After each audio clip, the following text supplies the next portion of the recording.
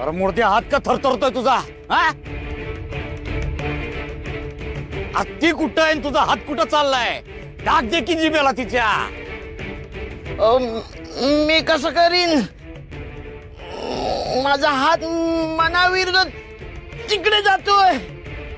असं मी करू काय माझ्या मनाविरुद्ध? मग भारी पडल तुला. तोंड आहे तर काय बी बोलणार होय रे तू? हा चड्डीचे डाक दे तिच्या जिभेला. सांगितले तेवढं कर.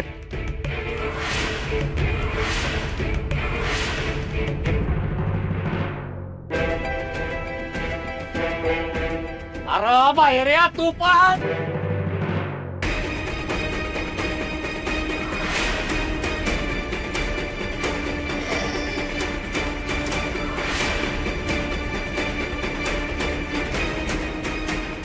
काय करतो बाहेर?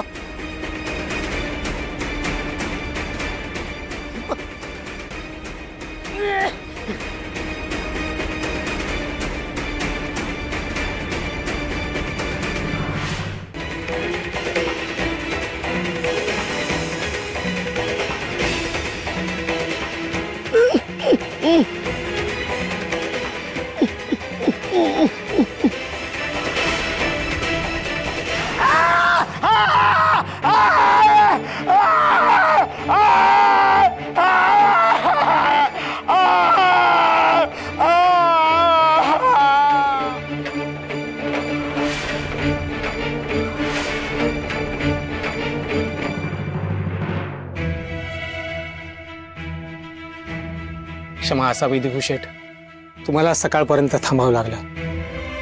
पण वारकऱ्यांची नित्यसेवा हा माझ्या वर्षानुवर्षाचा क्रम मुद्दल व्याजासहित आहे. मोजून घ्या. पण तुम्ही सगळं विकून पळून जाणार असं कळलं होतं मला.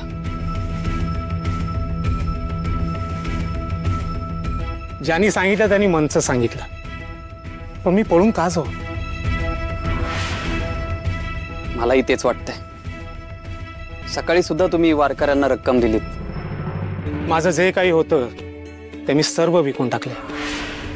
तुम्हाला त्याची रक्कम सोडले जे काही उरलंय ते मी विठूचरणी अर्पण केले. आता मी पूर्ण मोकळा झालो, ऋणमुक्त झालो. आता इकडची सोय लावून आम्ही उभयत आता पंढरपुरात जाणार, विठुरायाची सेवा करणार, त्याच्या चरणी राहणार. मीच तुमची क्षमा मागतो काशीराम काका. या निमित्ताने मला एक धडा मिळाला.